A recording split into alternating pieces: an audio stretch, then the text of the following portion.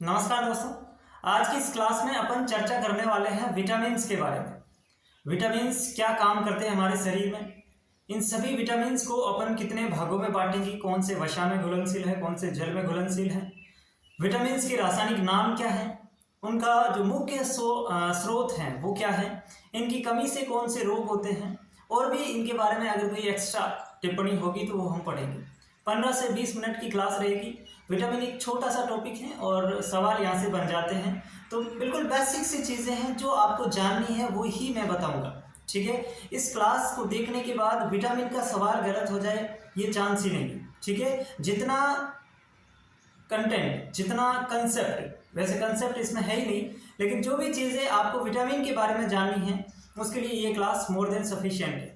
ठीक है, तो विटामिन के बारे में जितनी भी चर्चा आज हम कर रहे हैं उसको बड़े ध्यान से आपको सुनना है। उसके नोट्स बना लो, एक आध बनने के नोट्स बनेंगे और वो संभाल के अपने रखना, ताकि जब भी आपके एग्जाम हो तो उससे पहले आप रिवाइज इसको कर लेना। ठीक है, विटामिन्स होते क्या हैं, सबसे पहले अपन ये जानने का प्रयास करेंगे कि विटामिन्स होते क्या हैं, हमारे शरीर में काम क्या करते हैं, फिर हम फर्दर इसका क्लासिफिकेशन करेंगे कि विटामिन्स कितने प्रकार के होते हैं, उन सब चीज़ों को बाद में जानेंगे। ठीक है, तो पहले मैं स्टार्ट करता हूँ विटामिन्स होते क्या हैं।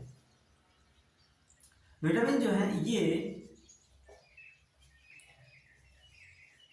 मेटाबॉलिक रेगुलेटर्स, इंग्लिश में मैंने लिख दिया, हिंदी में भी लिख देता हूं, उपापचय नियामक, उपापचय नियामक होते हैं जो हमारे शरीर में होने वाली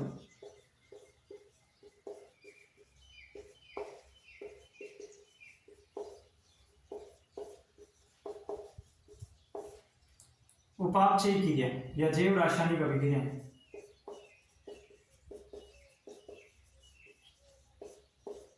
जैव रासायनिक अभिक्रिया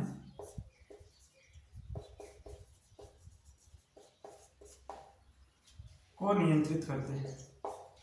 हमारे शरीर के अंदर जितनी भी बायोकेमिकल रिएक्शन होती है, जैव रासायनिक अभिक्रिया होती है, उसको अभिक्रियाओं को नियमित करते हैं। ये इसकी एक परिभाषा है। अगर आपसे पूछ ले कि विटामिन्स क्या होते हैं तो आपको ये डेफिनेशन देनी है कि ये मेटाबॉलिक रेगुलेटर्स होते हैं। जैसे अपने बात की कार्बोहाइड्रेट की, तो कार्बोहाइड्रेट, फैट, ये हमारे शरीर को ऊर्जा प्रदान करते हैं, एनर्जी प्रोवाइडर होते हैं। उसी प्रकार जो विटामिन्स होते हैं ये मेटाबॉलिक रेगुलेटर्स होते हैं। अब हमारे शरीर के अंदर जो क्रियाएं होती हैं, जैव रासायनिक अभिक्रिया, जिसको हम उपापचय अभिक्रिया कहते हैं, कोई भी अभिक्रिया, पाचन की अभिक्रिया, श्वसन की अभिक्रिया, उत्सर्जन से संबंधित जितने भी रिएक्शंस हैं, वो सारी की सारी जो रिएक्शन हमारी बॉडी के अंदर होती है उसे अपन कहते हैं जैव रासायनिक अभिक्रिया। यानी कि जीवों के शरीर में जो रासायनिक अभिक्रियाएं होती हैं उसे जैव रासायनिक अभिक्रिया कहते हैं। ये उपापचय क्रिया होती है। उपापचय का मतलब होता है उपचय प्लस अपचय दोनों, रेडॉक्स प्रकार की रिएक्शन। उन रिएक्शन को कंट्रोल करने का काम, उनको रेगुलेट करने का काम, नियमित करने का काम कौन करते हैं? विटामिन्स करते हैं। मेटाबॉलिक रेगुलेटर इसलिए इन्हें कहा जाता है, मेटाबॉलिक रेगुलेटर इसे कहा जाता है विटामिन्स। और अगर मैं बात करूं विटामिन्स की, तो ये सूक्ष्म पोषक तत्व है। ये क्या है? सूक्ष्म पोषक तत्व है, या फिर मैं यूं कहूं कि सूक्ष्म मात्रा में आवश्यक होते हैं, है ना। इनकी बहुत कम मात्रा चाहिए, सूक्ष्म मात्रा में आवश्यक होते हैं। यानी कि ऐसा नहीं है कि विटामिन हमारी बॉडी को भर भर के चाहिए, नहीं, विटामिन हमारे शरीर को बहुत ही कम मात्रा में चाहिए होते हैं। सूक्ष्म मात्रा में विटामिन हमारे शरीर के अंदर क्या होते हैं? आवश्यक होते हैं। ठीक है, तो ये भी आपको ध्यान रखना है। और अगर मैं बात करूं तो विटामिन जो है इसको रक्षात्मक अणु बोला जाता है। विटामिन को रक्षात्मक अणु का नाम दिया जाता है क्योंकि ये हमारी प्रतिरक्षा प्रणाली में भाग लेते हैं। हमारी प्रतिरक्षा प्रणाली जो है उसके अंदर ये भाग लेते हैं।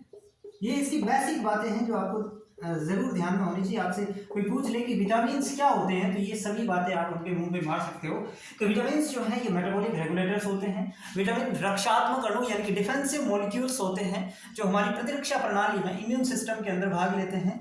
विटामिन सूक्ष्म पोषक तत्व होते हैं, यानी कि हमारे शरीर में बहुत ही कम मात्रा में इनकी आवश्यकता होती है। अगर इनकी मात्रा ज़्यादा होगी तो इससे ये हमारे लिए हानिकारक हो जाएंगे, और मात्रा कम भी होगी, जितनी चाहिए उससे भी कम होगी, तो ये फिर हमारे शरीर में विभिन्न प्रकार की बीमारियां भी पैदा करते हैं। ये चीज़ें आपको इसके बारे में ध्यान रखनी है। हैं। अब विटामिन जो शब्द है ये किसने दिया, विटामिन शब्द किसने दिया, या फिर मैं यूं कहूं कि विटामिन की खोज किसने की, तो एक वैज्ञानिक है फंक, ये आपको ध्यान में रखना है। ठीक है, कई बार सवाल पूछा जा सकता है कि विटामिन की खोज किसने की या विटामिन शब्द का प्रयोग किसने किया, तो वो एक वैज्ञानिक है फंक, इन्होंने सबसे पहले विटामिन शब्द का प्रयोग किया।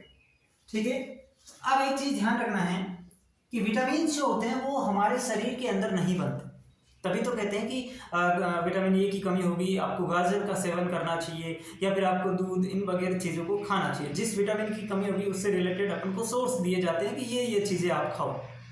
तो इसलिए इसका मतलब ये तो बिल्कुल साफ है कि हमारे शरीर में तो विटामिन नहीं बनते, है ना। एक विटामिन डी है, वो मैं आप आगे डिटेल से बात करूंगा कि कौन से बनते हैं, लेकिन मुख्यतः अगर मैं बात करूँ मोर देन 90% विटामिन जो है वो हमारे शरीर में संश्लेषित नहीं होते, इनको बाहर से एज ए सप्लीमेंट के अंदर हम उसको लेते हैं, लेकिन जो पादप होते हैं उनके अंदर विटामिन बन जाते हैं। भाई अपन जो भी ले रहे हैं वो किससे ले रहे हैं, पादपों से ले रहे हैं, कोई फल सब्जी ये चीजें खा करके अपन विटामिन की पूर्ति कर रहे हैं, मतलब पादपों के अंदर विटामिन संश्लेषित होते हैं लेकिन जंतुओं में नहीं होते। ठीक है,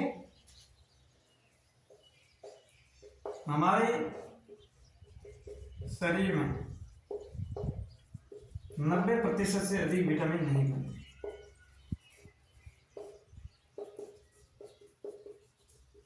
हमारे शरीर में 90% से अधिक विटामिन संश्लेषित नहीं होते हैं,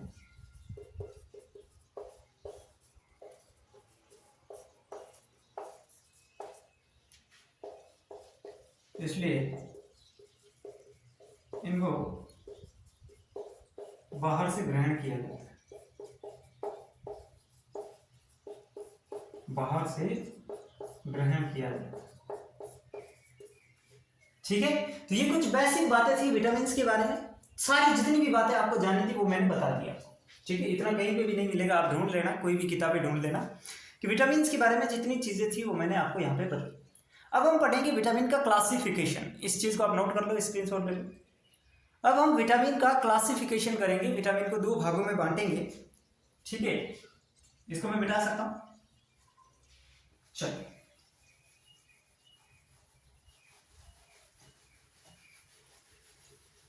विटामिन के बारे में बेसिक बातें आपको समझ में आ गई कि ये मेटाबॉलिक रेगुलेटर्स होते हैं, डिफेंसिव मॉलिक्यूल होते हैं, माइक्रो न्यूट्रिएंट होते हैं यानी कि सूक्ष्म पोषक तत्व होते हैं, और इसके अलावा अगर मैं बात करूं तो ये हमारे शरीर में संश्लेषित नहीं होते। अब हम विटामिन को 2 भागों में बांटेंगे। कितने भागों में? 2 भागों में। एक हम इसको बांटेंगे जल में घुलनशील, एक विटामिन वो है जो जल में घुलते हैं तो उसे हम नाम दे देंगे जल में घुलनशील, और एक दूसरे प्रकार के जो विटामिन हैं वो हो जाएंगे वसा में घुलनशील या वसा में विलेय।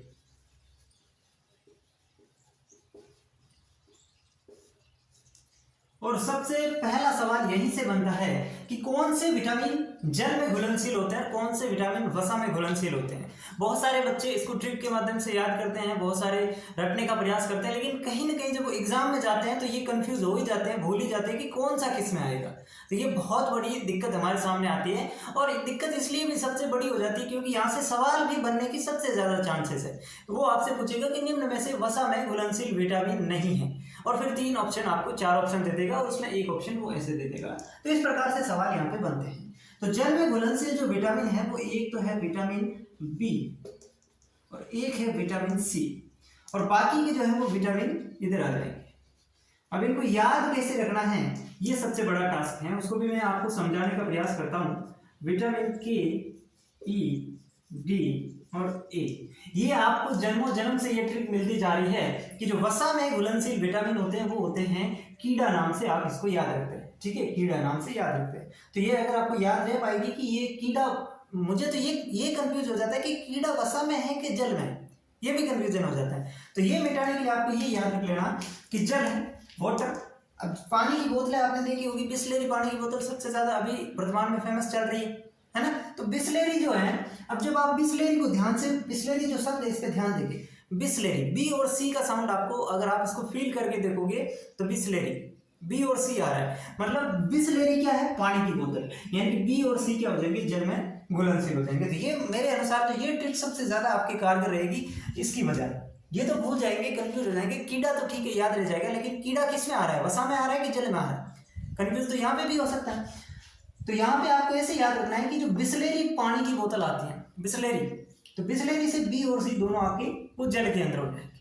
ठीक है, बाकी जैसे आप याद रखना चाहो वैसे रख सकते हो, दूसरी ट्रिक है वैसे याद रखो। ठीक है, कुल मिला के बात ये है कि याद रखना। अब यहाँ पे एक इंपॉर्टेंट बात है कि जो जल में घुलनशील विटामिन है, जो जल में घुलनशील विटामिन होते हैं, इनको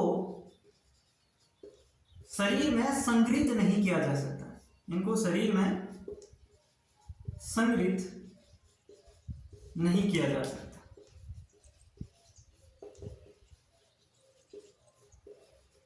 संग्रहित नहीं किया जा सकता क्योंकि जैसे ही इनकी मात्रा ज्यादा होगी, जैसे ही इनकी मात्रा ज्यादा होगी,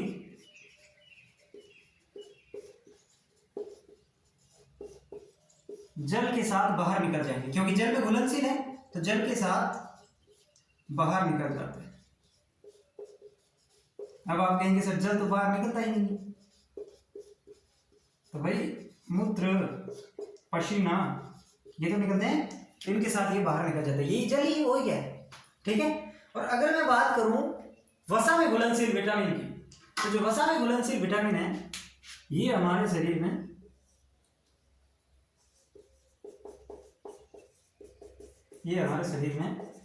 लीवर द्वारा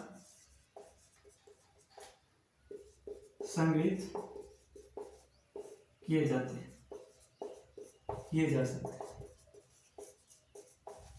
ठीक है, तो ये बातें आपको समझनी है कि जो जल में घुलनशील विटामिन होंगे इनको आप अपनी बॉडी में स्टोर नहीं रख सकते, चाहकर भी नहीं रख सकते, क्योंकि ये विटामिन ही जल में घुलने वाले हैं, तो जल के साथ घुल करके वो तो अपने आप बाहर आ जाएंगे, है ना, तो उसके ऊपर आपका कंट्रोल ही नहीं रह पाता। लेकिन जो कीड़ा है यानी कि वसा में घुलनशील विटामिन है वो जल में तो घुलते नहीं, वसा में मिले होते हैं, तो इनको आप स्टोर रख सकते हैं लीवर वगैरह के अंदर, या फिर एडिपोज टिश्यू में भी इसको रख सकते हैं। एडिपोज टिश्यू क्या होता है? वश्य उत्तक, जैसे अपन कहते हैं एडिपोज टिश्यू या वश्य उत्तक, तो लीवर में रख सकते हैं और एडिपोज टिश्यू में भी इसको स्टोर किया जा सकता है।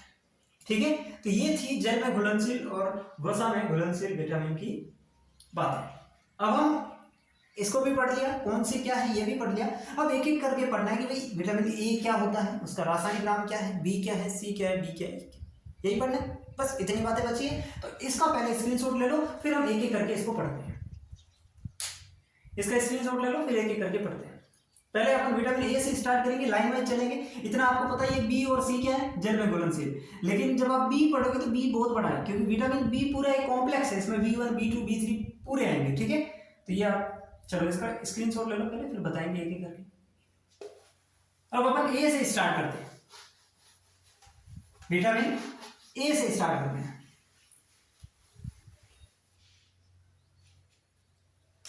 विटामिन ए,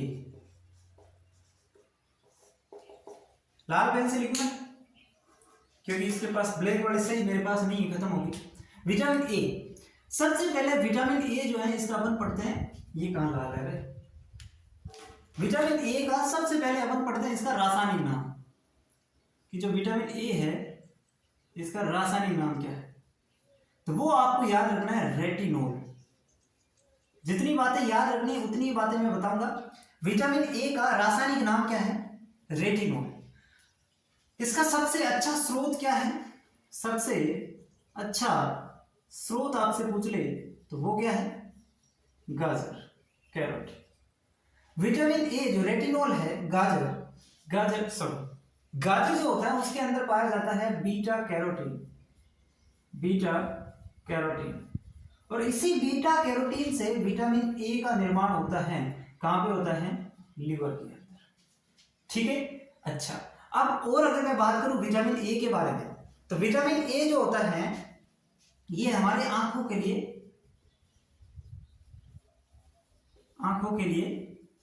अच्छा माना जाता है। ठीक है, आंखों के लिए अच्छा माना जाता है। और अगर मैं विटामिन ए की बात करूं तो विटामिन ए के अंदर स्रोत हमने पढ़ लिया, रासायनिक नाम हमने पढ़ लिया, और आंखों के लिए अच्छा है। अब मान लो इसकी कमी हो गई, तो क्या होगी? आंखों से संबंधित बीमारियां हो जाएगी। सिंपल सी बात है, आंखों से संबंधित बीमारियां हो जाएगी। जी सर, आंखों से संबंधित बीमारियां हो जाएगी। कौन कौन सी बीमारियां हैं? एक बीमारी जिसको अपन कहते हैं रतौंधी, यानी कि रात के अंदर जो है वो दिखना बंद हो जाता है। अब आप कहेंगे सर क्या मजाक कर रहे हो, रात में किसको दिखता है? अरे रात में भी थोड़ा बहुत तो आपको दिखता होगा ना इधर उधर, इनको बिल्कुल धुंधलापन छा जाता है, बिल्कुल अंधेरा है ना, तो ये उसे बोलते हैं रतौंधी। और दूसरा एक जो रोग होता है वो होता है जीरोपथेल्मिया। जीरोपथेल्मिया, ये दो डिजीज आपको याद रखनी है। इसमें क्या होता है, कॉर्निया जो होता है ना, वो कॉर्निया सूख जाता है और अपारदर्शी हो जाता है। सूख जाता है और क्या हो जाता है, अपारदर्शी हो जाता है। जबकि इसमें क्या होता है, रात में या डिम लाइट में, डिम लाइट मतलब समझते हो, कम प्रकाश में, डिम लाइट में दिखाई नहीं देता।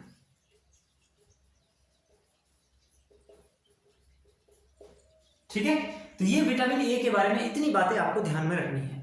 विटामिन ए के बारे में इतनी बातें आपको ध्यान में रखनी है। सबसे पहले इसका रासायनिक नाम क्या होता है, रेटिनोल। आराम से पता चल रहेगा, हमारे आंख में रेटिना होती है, रेटिना से संबंधित है रेटिनोल। और इस रेटिनोल का रासायनिक नाम इसका रेटिनोल हो गया। विटामिन ए का सबसे बढ़िया स्रोत जो माना जाता है वो गाजर को माना जाता है। विटामिन ए का प्रभाव हमारी आंखों पर होता है। अगर विटामिन ए की कमी हो गई तो आंखों से संबंधित बीमारियां हो जाएगी। कौन कौन सी, रतौंधी और जीरोपथेल्मिया जैसी बीमारियां देखने को मिलती है। गाजर के अंदर बीटा कैरोटीन होता है, उससे ये विटामिन ए बनता है, इसलिए कहते हैं गाजर खाओ विटामिन ए मिलेगा। तो इसलिए गाजर इसका अच्छा स्रोत है, क्योंकि गाजर में जो बीटा कैरोटीन होता है उसी से लिवर जो है विटामिन ए का निर्माण करती है। ठीक है, तो ये इतनी बातें आपको विटामिन ए के बारे में याद रखनी है, इसके अलावा कुछ भी नहीं है। ठीक है, अब अपन पढ़ते हैं विटामिन बी के बारे में। अब अपन किसके बारे में पढ़ते हैं, विटामिन बी के बारे में।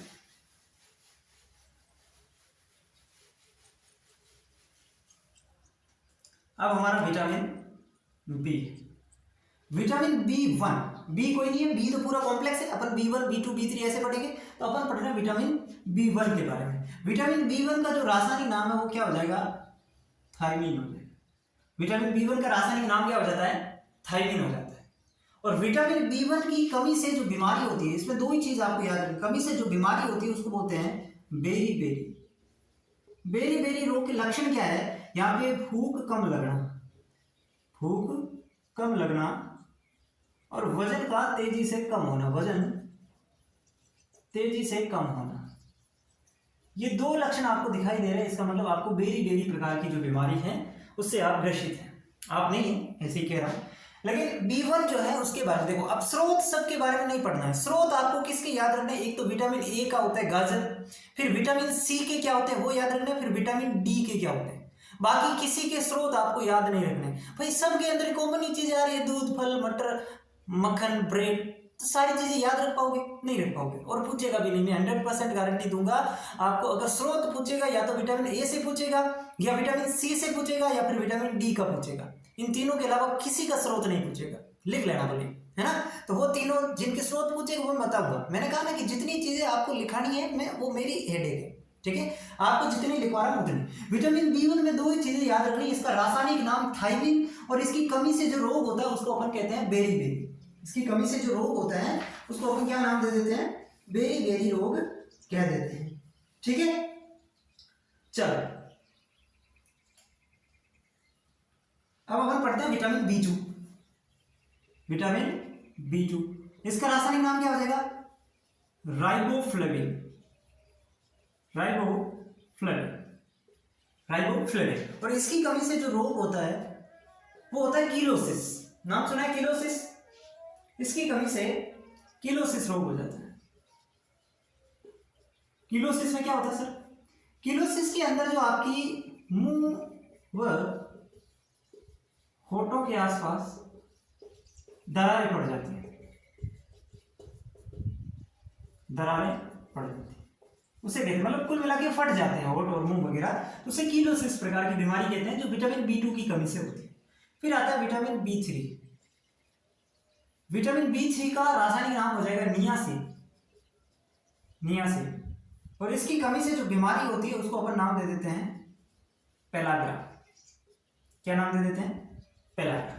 ठीक है। तो विटामिन B1, B2 और B3 इन तीनों के अंदर आपको इसका रासायनिक नाम क्या है और इसकी कमी से कौन सी बीमारी होती है, ये चीज आपको ध्यान में रखना है। ठीक है, ये चीज आपको ध्यान में रखना है। विटामिन B5 की अगर मैं बात करूं, B4 नहीं पढ़ना, B5 का नाम हो जाएगा पेंटोथेनिक एसिड। क्या हो जाएगा? पेंटोथेनिक अम्ल।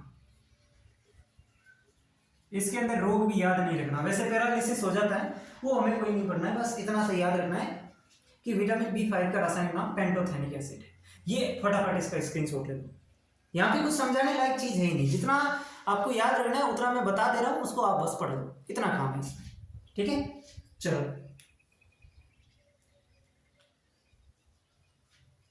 बेटा B5 तक हो गया, अब आएगा B6। अब आता है B6, विटामिन B6। इसका जो रासायनिक नाम हो जाएगा वो हो जाएगा पायरिडॉक्सिन। क्या हो जाएगा? पायरिडॉक्सिन। ठीक है, इसकी कमी से, या फिर ऐसे पढ़ लो, विटामिन B6 पढ़ लिया, विटामिन B9 पढ़ लो, इसको कहेंगे फोलिक अम्ल। साथ में क्यों लिखा रहा हूं अभी पता चलेगा, फोलिक अम्ल। और विटामिन B12 इसको कहते हैं साइनोकोबाल्मिन। तो ये तीनों के रासायनिक नाम याद हो गए, तीनों के रासायनिक नाम तो याद ही हो गए भी, पायरिडॉक्सिन, फोलिक अम्ल और साइनोकोबाल्मिन। इन तीनों की कमी से, ये तीनों की कमी से एक ही रोग होता है, जो आरबीसी होती है ना, आरबीसी या रक्त, उसकी कमी हो जाती है। आरबीसी या रक्त की कमी, और उसे अपन कहते हैं एनीमिया। उस डिजीज को अपन क्या कहते हैं? एनीमिया। तो एनीमिया बीमारी किसकी वजह से होती है? चाहे विटामिन B12 कम हो, चाहे विटामिन B9 कम हो, या चाहे विटामिन B6 कम हो, तीनों की ही कमी से आपका एनीमिया रोग हो जाता है। ये बस इतनी ध्यान रखना है, तीनों की कमी से। नाम तीनों के अलग अलग है, लेकिन रोग एक ही होते हैं। विटामिन B12 के बारे में एक खास बात आपको ये याद रखनी है कि इसमें कोबाल्ट पाया जाता है। नाम से पता चल रहा है कोबाल्ट में, तो यहाँ पे क्या हो जाता है? Cobalt present. कोबाल्ट यहाँ पे पाया जाता है। तो आपसे पूछा जा सकता है किस विटामिन में कोबाल्ट तत्व पाया जाता है? विटामिन B12 में। एक विटामिन B7 अपना बच गया था। B7 का जो रासायनिक नाम है वो तो हो जाएगा बायोटीन। विटामिन B7 जो है, इसका रासायनिक नाम क्या हो जाएगा? बायोटीन। और इसकी कमी से जो बीमारी हो जाती है वो हो जाती है डर्मिस, यानी कि बालों का झड़ना। डर्मिस क्या होते हैं? बालों का झड़ना आप कह सकते हैं, बालों का झड़ना। ठीक है, तो ये विटामिन बी भी अपना कंप्लीट है। विटामिन बी भी अपना कंप्लीट है, इससे बाहर सवाल नहीं आएगा, आप टेंशन मत लो, इतना लिखो बस। अब अपन पढ़ेंगे विटामिन सी, विटामिन डी और विटामिन ई और के। चलो पहले विटामिन सी की बारी। बिल्कुल सर, विटामिन सी की बारी अभी तो। चलो विटामिन सी, रासायनिक नाम हो जाएगा एस्कॉर्बिक अम्ल। रासायनिक नाम क्या हो जाएगा? एस्कॉर्बिक अम्ल हो जाएगा। इसका स्रोत अगर पूछे तो वो हो जाएंगे खट्टे पदार्थ या खट्टे फल, जैसे आंवला, जैसे नींबू। कभी कभी इसको खट्टे फल को सिट्रस कहते हैं। सिट्रस प्रजाति के फल जो होते हैं वो इसके अंदर आ जाएंगे। तो जितने भी खट्टे पदार्थ होते हैं वो सारे के सारे जो हैं उसके अंदर विटामिन सी के बहुत ही बढ़िया स्रोत होते हैं। ठीक है, तो ये चीज आपको यहाँ पे ध्यान रखनी है। इसकी कमी से, अब इसकी कमी से जो रोग होता है उसको देखते हैं। रासायनिक नाम एस्कॉर्बिक अम्ल हो गया, स्रोत खट्टे फल, और इसकी कमी से होने वाला रोग जो है उसको हम नाम दे देते हैं स्कर्वी। क्या नाम दे देते हैं? स्कर्वी। स्कर्वी क्या होता है? इस रोग का लक्षण अगर आपको देखने को मिले, वो मिलेगा मसूड़ों से खून आना, मसूड़ों से खून निकलना।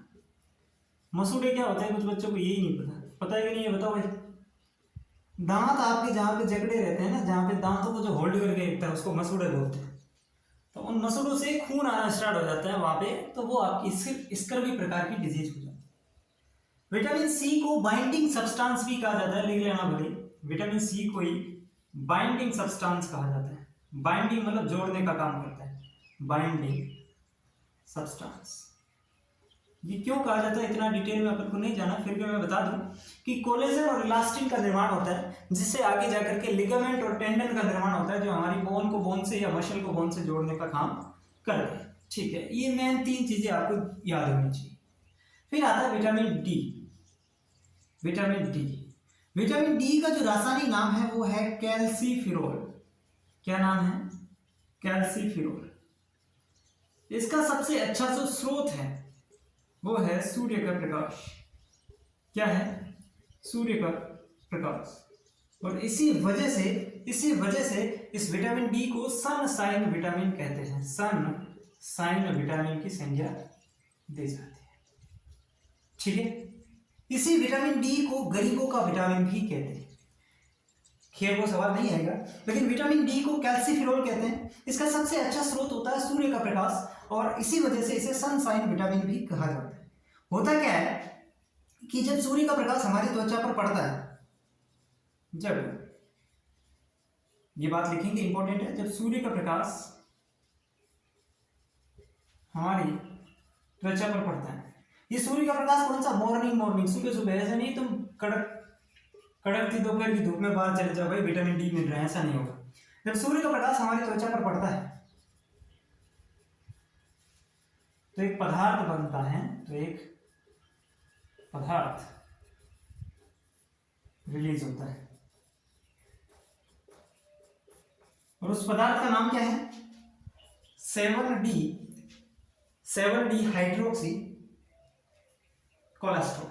7D hydroxy cholesterol.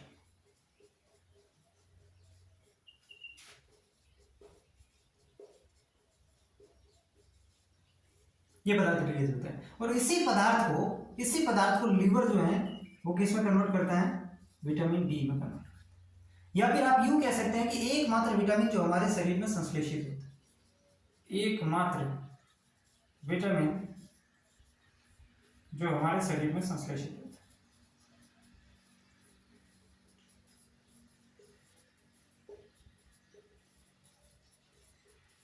अभी पहले हमने बात की कि ज्यादातर विटामिन हमारे शरीर में नहीं बनते, लेकिन ये एकमात्र विटामिन है जो हमारे शरीर के अंदर बनता है। इसकी कमी से, विटामिन डी की कमी से जो रोग होते हैं वो 2 रोग होते हैं। एक तो होता है रिकेट्स, बच्चों के अंदर तो ये होता है, और जो बड़े होते हैं, एडल्ट होते हैं, उसमें होता है ऑस्टियोमलेशिया। ऑस्टियो हड्डी को नाम दे देते हैं ऑस्टियो, तो उसमें हो जाता है ऑस्टियोमलेशिया। ये होता है वयस्क में। यानी कि कुल मिला के अगर मैं बात करूं तो इसके अंदर हड्डियां कमजोर हो जाती है। कुल मिला के क्या हो जाती है? आपकी जो हड्डियां हैं वो कमजोर हो जाती है। ठीक है, तो ये आपको विटामिन डी के बारे में काफी सारी चीजें मैंने बता दी कि जो इसका रासायनिक नाम कैल्सीफिरोल है। इसका सबसे बढ़िया स्रोत सूर्य का प्रकाश है। सुबह की आप अर्ली मॉर्निंग में सूर्य का प्रकाश जो ग्रहण करते हैं उससे आपको विटामिन डी मिलता है। कैसे मिलता है? जैसे ही सूर्य का प्रकाश आपकी स्किन पर पड़ेगा तो आपकी स्किन एक पदार्थ रिलीज करेगी, केमिकल रिलीज करेगी, जिसका नाम है 7D हाइड्रोक्सी कोलेस्ट्रॉल। और उसी 7D हाइड्रोक्सी कोलेस्ट्रॉल को हमारा लीवर क्या करता है? विटामिन डी में कन्वर्ट कर देता है। ठीक है, उसके बाद एकमात्र विटामिन जो हमारे शरीर में संश्लेषित होता है वो विटामिन डी है, और इसकी कमी से हड्डियां कमजोर हो जाती हैं। अब इस हड्डियां कमजोर होने को अलग अलग नाम दे देते हैं। बच्चों में उसको रिकेट्स कहते हैं, और बड़ों के अंदर, वयस्क के अंदर जो है इसको ऑस्टियोमलेशिया नामक की बीमारी कहते हैं। ठीक है, ये विटामिन सी और विटामिन डी के बारे में इतनी बातें आपको याद में रखनी है। ठीक है, मिटाओ इसको। अगला जो है वो हमारा है विटामिन ई। अगला हमारा क्या है? Vitamin E. चलो,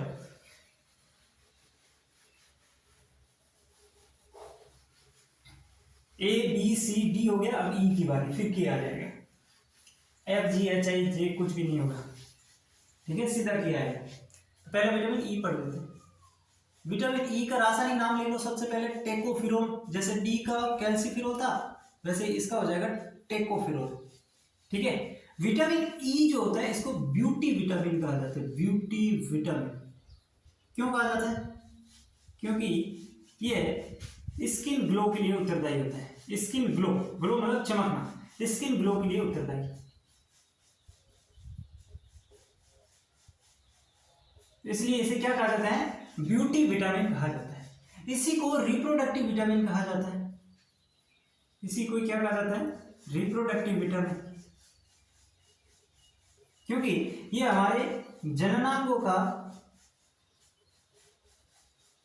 नियंत्रण या नियमन करता है।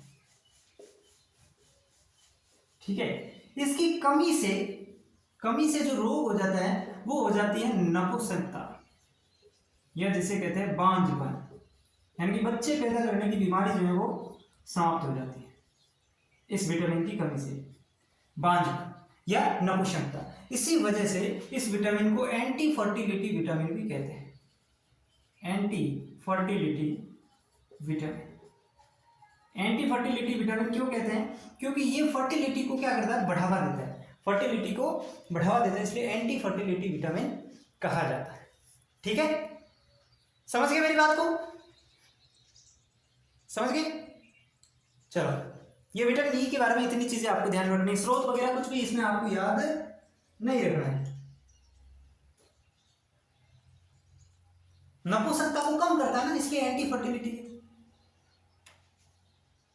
सॉरी फर्टिलिटी क्या है, इनफर्टिलिटी, गलत लिख दिया मैंने, तभी मैं सोचूं क्या एंटी इनफर्टिलिटी है ना। इनफर्टिलिटी को नपुंसकता कहते हैं इंग्लिश में, इसी को इनफर्टिलिटी कहते हैं। तो ये एंटी है, इसको कम करता है नपुंसकता को, लेकिन इसकी कमी हो गई तो नपुंसकता आ जाएगी। ठीक है, चलो ये विटामिन ई है। अब हम पढ़ेंगे विटामिन के के बारे में। बेटा अब हम पढ़ेंगे विटामिन के के बारे में। एक लास्ट ही बचा अपना विटामिन के।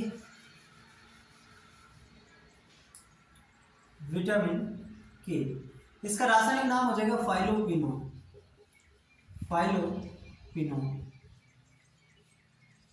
ठीक है, फाइलोक्विनोन। विटामिन के का अगर मैं बात करूं तो इसकी कमी से रक्त का थक्का नहीं बनता, रक्त का थक्का नहीं बनता, ब्लड क्लोटिंग नहीं हो पाती। और ये जो रक्त का थक्का नहीं बनता, इस बीमारी को नाम दे देते हैं हीमोफीलिया। हीमोफीलिया में क्या होता है, एक जेनेटिक डिसऑर्डर आपने सुना होगा, उसमें क्या होता है, ब्लड रुकता ही नहीं आना शुरू अगर हो गया, कहीं पर आपकी चोट वोट लग गई तो ब्लड आना स्टार्ट हो जाता है, उसको फिर थक्का बनता ही नहीं है ना। तो वही होता है, रक्त का थक्का नहीं बनेगा अगर विटामिन के की कमी हो जाती है। रासायनिक नाम इसका क्या हो जाएगा, फाइलोक्विनोन हो जाएगा। ठीक है, इतनी बातें थी जो विटामिन के बारे में आपको ध्यान में रखनी, और ये सफिशिएंट है, आप सबको पता चल गया होगा, इससे बाहर कुछ भी नहीं जाना। हमने जितने भी हैं रासायनिक नाम, इसका स्रोत जिनके हमें पढ़ने थे, कमी से कौन से रोग होते हैं, या फिर इनके दूसरे नाम क्या है, वो सारी चीज़ें हमने देख ली। ठीक है, तो कैसे लगी आपको क्लास, या मुझे कमेंट करके बताएंगे, और अगर अच्छी लगी तो इसको आप शेयर करेंगे, और चैनल पर नए हैं सब्सक्राइब नहीं किया है तो एक बार सब्सक्राइब आप ज़रूर कर दें। बाकी हाँ, अब हम मिलते हैं अगली क्लास में, तब तक के लिए धन्यवाद।